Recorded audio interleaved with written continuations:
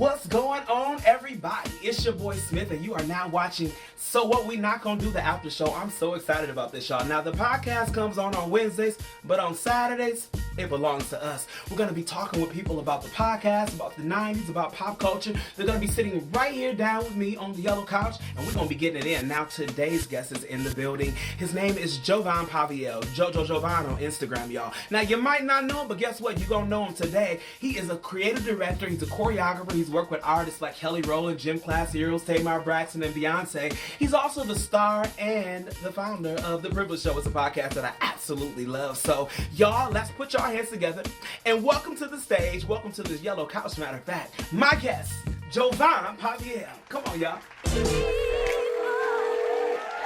listener, you landed at the right place at the right time. You are now listening to So What We Not Gonna Do, the original 90s voicemail podcast by Smith.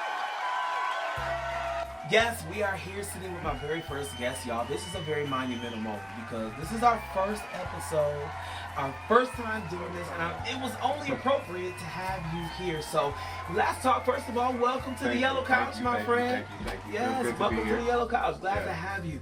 Now, let's talk a little bit about how we started this particular podcast. Talk about it. Okay, so we're already good friends, and so HausHill Media, my network, the media network side, we came out with the podcast network. Mm-hmm. The Privilege Show was our first podcast. You came out with your book, So What We Not Gonna Do, getting you together in whimsical tweets and quotes and Facebook statuses. Yeah. So we always have a good time together, and I felt that you would be the perfect addition to the podcast network to create something dope and original. And we always talk about the 90s. When we driving, when we hanging out, we always listening to dope music, dope vibes. Your fashion is dope, you know, and I couldn't think of a better creative collaboration than the two of us doing something. So that was dope. So what he's talking about, you guys, I wrote a book called So What We Not Gonna Do, getting you together in Facebook statuses, tweets, and whimsical quotes. Y'all, I'm just in here talking my junk for stuff I done tweeted about. He called winning the book and was like, you know what? We need to turn that into a podcast. And I fought against that thing. You know, y'all was asking me for like a year or so. It was a year. It was definitely a year. I said, Lord, but look, the timing was the perfect timing, right? And like you said, we do love the 90s, right? Yeah. Speaking of the 90s, who would you say is one of your favorite artists from the 90s? Who would you say? That's a pretty loaded question. That's a loaded question. But I would have to say your last episode 3, by the way, was titled Are You That Somebody? After Aaliyah. And so I couldn't find a perfect artist. Aaliyah was my first love, and then I would have to say Brandy is my second love for the 90s females R&B category. And I wore the Lokes. Are You That Somebody? I put on the little Lokes, 90s tribute Lokes. You know, I see the Brandy shirt. And you have a dope set. And thank you. Aaliyah, Brandy, TLC, you know, all the greats. Listen, Brandy is definitely one of my favorite voices from the 90s. Actually, that's actually my favorite singer, y'all.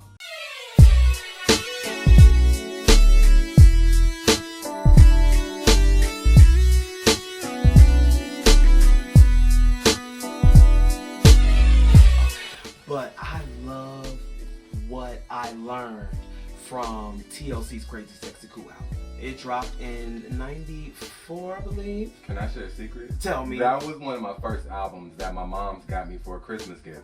It was TLC's Crazy Sexy Cool, Brandy's this album, Brandy. Yes. And it was a great time. So TLC was the first album that I got, and that was 94, 95. No, 94, 95. Yeah. And see, that album made me fall in love with music. Got it. That album, like, I really got to learning the lyrics and writing it down and figuring out what they really was saying and, like, applying it to my life. So, you know, the 90s was a time. You know what I'm saying? So, wait. Before we go off of that track, TLC Crazy Sexy Cool, what's your top track? Your favorite track? Oh, I can tell you that. My favorite track on TLC's Crazy Sexy Cool is Kick Your Game.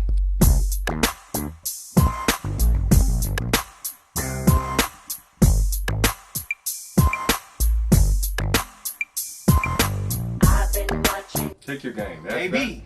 That is my song. Yeah. Man against the wall. Hey, checking out the scenery. Yay. That's a good one. That's a good one. That's a good one. The 90s really got us through. You know, I wanted to know. I know you're from Chicago, right? Yeah.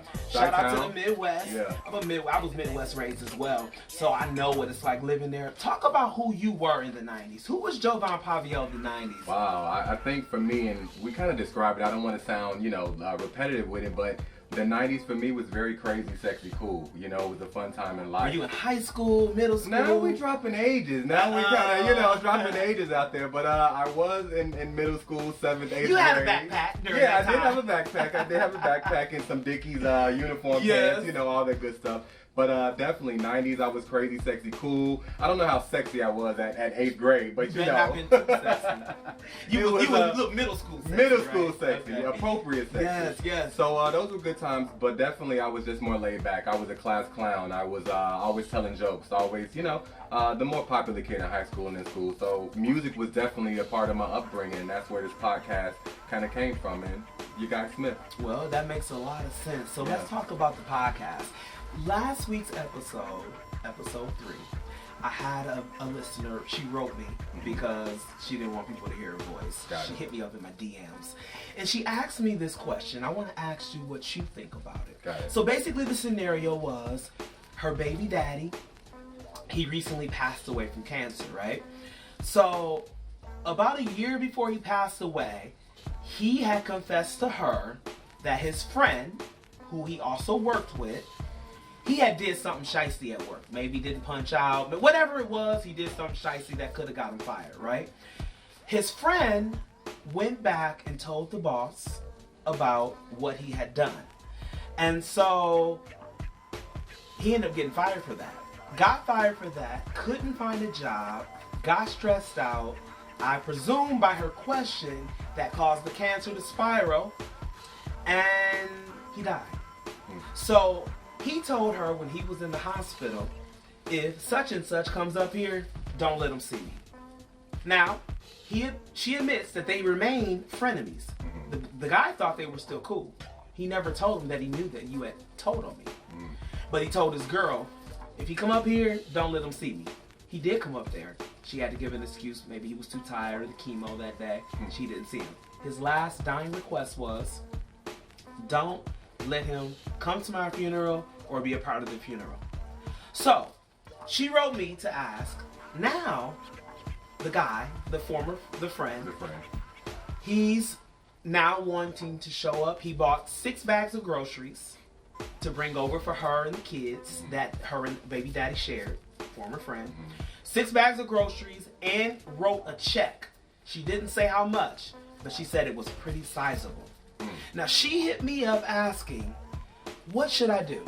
Should I take the money or take his wishes? Now, before I tell you what I said, I want to ask you, what do you think she should do? Mother of 3, baby daddy is gone. Her exact question was, should I take the money and the help and, and assume that my baby daddy won't know so he can't be offended, or stick to his final words? What would you say? I think that's a pretty deep question. I mean, it's kind of It's a questioning loaded a one, few right? different things. Yeah, it's loyalty involved in there. It's a little bit of death wishes involved in there, But ultimately, my answer to your guest question is take the money, take the help. I mean, one, you have 3 kids. I understand that she probably had wishes to not, or her husband's or boyfriend's wishes, but take your money, raise your kids, get those groceries. All right. Cool. Well, see, my answer was just the opposite, y'all. So what I said to her was, I understand why you're writing me. Because you got 6 bags of groceries. It's holiday season. Groceries sitting up at your doorstep sound real good right now, right, y'all? But, what I felt like with that was, she has respect. He died not too long ago. So I know there's still honor there. I know there's still respect there. And if his last dying wish was, baby, I love you. Don't put no more grease down the toilet. She probably would listen to that. As silly as that sound, that request, she probably would listen because in honor of someone she loved, she probably would just do that, right? Would you agree? I would agree. So now we have this heart issue, this real issue that's here. His last dying request was, don't even let him be a part of my funeral. So for me, I had suggested to her to not take the money. I know it would be tough not to, and I know that it would be a struggle. But the reason why I said that was because of loyalty. And like, I feel like maybe the guy was trying to buy his way back into their good graces or so. And I even understand that component, and I said that on the podcast. But I felt like if your loyalty can be bought, if you let someone know that your loyalty to your children's father, the children are still here, you're looking at them, you just lost him. If you let someone know that that loyalty can be bought, I think they'll try to buy it. And I didn't want her to open that door. That's a good point. That was a point. That's a good point. Now, I can see what you mean about the loyalty, because I'm big on loyalty myself. You know, I feel like it also depends on the condition that the boyfriend or baby daddy left her in. You know, is she on her last leg? Can she afford gas money? Can her kids get food for lunch the next day to send them off to school with nice shoes on and no holes in their shoes? You know, so it's both sides. You know, that's a real good point. Yeah. Now, what do y'all think? What would y'all suggest to your homegirls? I want y'all to leave what y'all would say right here in the comments. I'm gonna be checking for those. We're gonna talk about those and get on the podcast, because it's an interesting topic, right? Yeah. You know what? Another interesting topic that we talked about on the podcast. I gotta get your opinion on this one. So, I was raised in church, and I know you also were raised in church as well. You understand church culture, right? Definitely. So there's this church in Winston-Salem, I believe, and it's a mega church. They have 8,000 members, right? And they just got a new pastor. And one of the first things that the pastor decided to bring to the table was, he said, if you're not tithing and giving offerings, and you're not volunteering your services serving on the ministry, he basically sent letters to people who were not involved and told them either get active or get out. They got this via letters at their crib. So, what's your thoughts about that? About the church basically calling you out for not being a giver of your time, of your talent, of your money, and basically saying, no, not basically, saying, pay up or get out. And it's the church. What's your thoughts about that? Now, that's another interesting segment. I did hear your outlook on that as well, and I thought that yours was pretty on point. But I'm gonna just dive into it a bit. I mean, I would probably do the same thing, to be honest with you, if I was that pastor. I mean, you did speak on something. You said that churches are businesses. You know, they are businesses just as well as they are there to talk about the word and fill people up. You know, so we're running a business. You have to know the back end. You have to know the front end. And us as consumers, sometimes going to churches, we don't understand that they still do have to run. You mentioned getting the carpet clean, cleaning the pews. Like, who's paying for that if you're not running like a business? So I definitely wouldn't be surprised if I received a notice from the church. Well, lots of people was offended, I'll tell you that. Yeah. Lots of people was offended. So that was a very interesting topic, because, you know, with the church being a saving station, it's like you don't necessarily know why people aren't giving. Right. You know, you don't necessarily know why they are not volunteering. We just don't know. Yeah. You know, so very interesting topic. And before we get ready to go to our next thing, we're getting ready to cut to commercial break. We'll be back in a couple minutes. We got to pay the bills, y'all. See you in a second. Are you excited about the season 3 premiere of beingSMITH coming back? I am super excited about the season 3 premiere of beingSMITH. I've been doing beingSMITH for 2 seasons now. I cannot believe that we started doing beingSMITH in 2018. 2018 was our first season. 2019 has been our second season, and I am getting ready to wrap up season 2 of beingSMITH, and HausHill Media is going to be taking over for season 3, and so I'm excited, I'm nervous, and all of that all in one, to be able to bring some really dope, fresh content to you. Sound off with me on the voicemail again. Y'all can call me at 866-87-SMITH. That's 866-877-6484, y'all. All right, let's get into our next caller. I was calling. I was wondering, what is the average amount of money that a heavy weed smoker would spend in a week on weed? And I'm not talking like from a dispensary. I mean just street weed. What's the average amount? Our caller is asking me, which this is a funny question for me because I had to go do research on this to get this answer. But she's asking me, how much does an average weed smoker pay for weed on the streets per year? Like, what does that look like? What does that cost look like? Well, I had to, of course, you know, weed has been legalized in a lot of states across the United States. And so this particular topic is not one. Get my new book, So What We Not Gonna Do, now. Welcome back, y'all, to So What We Not Gonna Do, the after show. I'm sitting here with my guest, Jovon Pavielle, a.k.a. Jovon. Y'all, we talking about the podcast from last week, episode 3, and all about the 90s, which is going to be wiggling us right into our next segment. Let's talk a little bit about the 90s, play a couple of games. You down with that? Down, let's go. All right, so let's talk about boxing match, this game called boxing match. Who would you think would win in the ring between these two 90s artists? You ready? Yeah, let's go. Come on, let's go. Okay. So, in the boxing ring, we got Snoop Dogg and Dr. Dre. Who knocking who out? That's funny, yo. I would have to bet on Dr. Dre. You gonna say Dre? Dre. My bet gonna go on Dre too. Now I know Snoop got them hands, but Snoop kind of frail. You know, Dre got them nice knuckles. I feel like Uncle Snoop, but Dr. Dre, yeah, Dr. Dre, yeah. All right, It's so, almost a one-hitter quitter. Sorry, Uncle Snoop. We love all right, you. Snoop, we love you, Yeah, Snoop. yeah, So yeah. much drama in the LBC. Yeah. Bones. All right. Give me bones. So let's talk about who will win in this boxing match: Aaliyah or Monica? Your questions are funny. I would have to say between a match fighting between Aaliyah, rest in peace, baby girl, and Monica, I would probably have to bet on Monica. Oh man, Yeah. Why you say Monica? She just looks like she can fight. My God, Yeah. if you wear them shoes that she had on in that first album, on that, what was that? Before You Walk Out My Life. My God, Yeah, them the white shoes. Yeah. Any girl who wear them shoes can fight. Yeah, on the Okay. curve. They were on the curve. On the They stayed curve. the curve. They yeah. was, you got, yeah. Yes, I'm gonna say Monica. Monica was, you know, back in those days, she was from Atlanta and she was from the hood. Yeah. And she was not as cultured as she is now. We know she can throw those hands. Oh, she can throw those balls, I'm yeah. gonna give that. We love you, Aaliyah. Rest in peace. But you probably wasn't gonna win now. Yeah. She more, Aaliyah was more of a dancer, chill back, rock the boat. That was my other thing whimsical, too. sexy. Yeah, you know. That was my Monica's other sexy thing. too, but Monica can throw them both. I get that too. Yeah. So let's talk about this. Who had the best choruses in the 90s? Now, I know you got your lokes on and we talked a lot about Aaliyah. Would you say Aaliyah or Brandy had the best choruses in the 90s?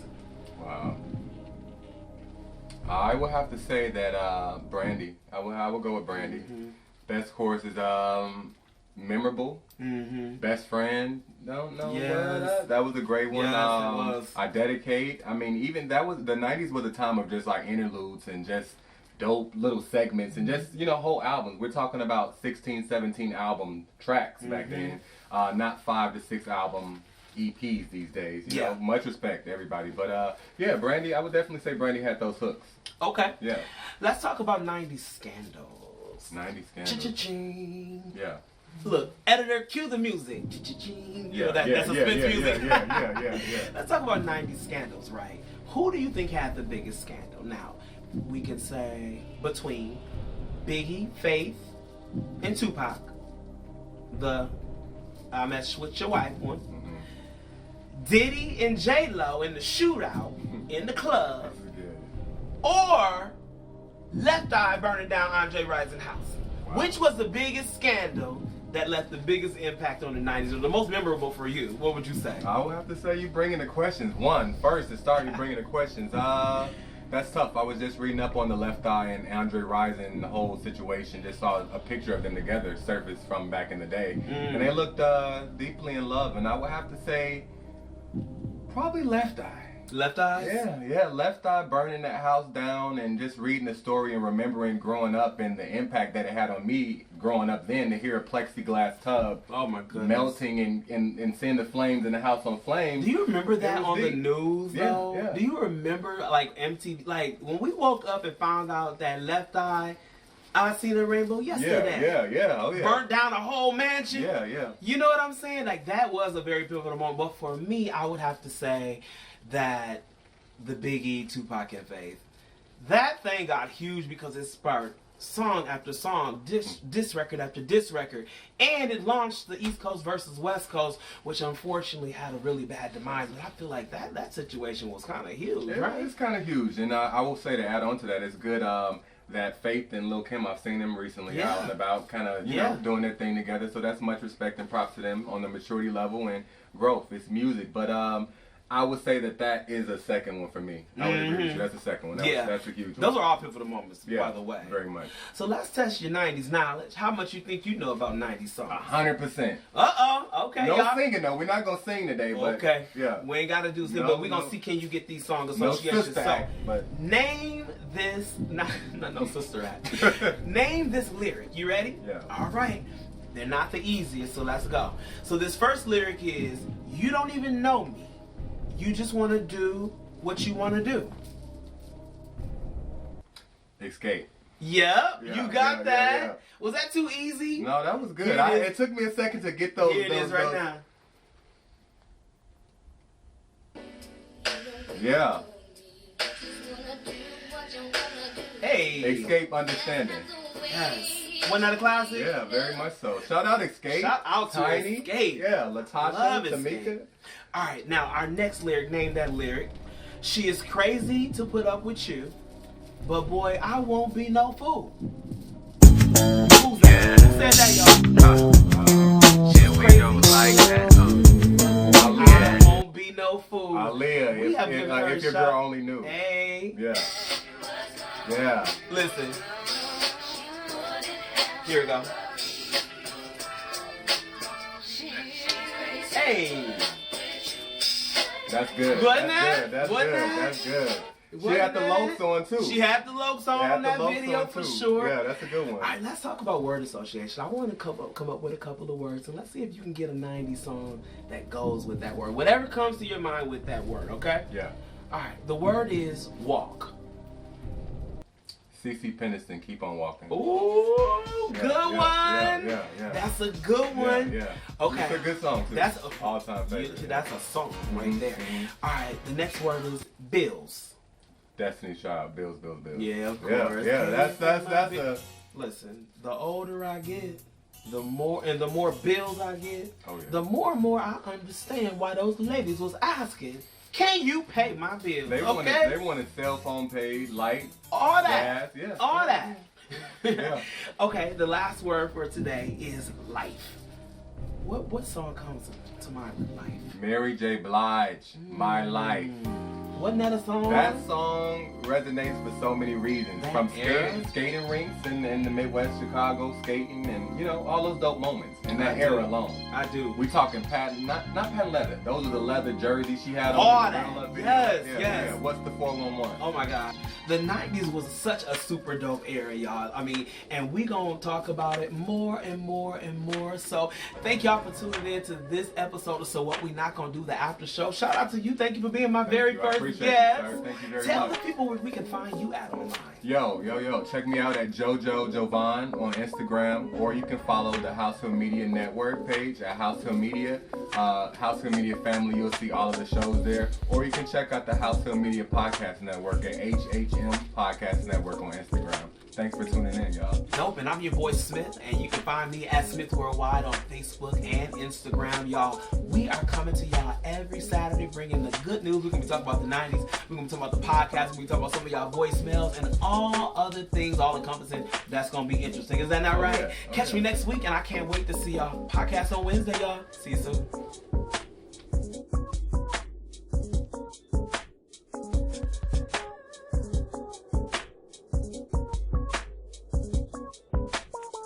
It's only entertainment.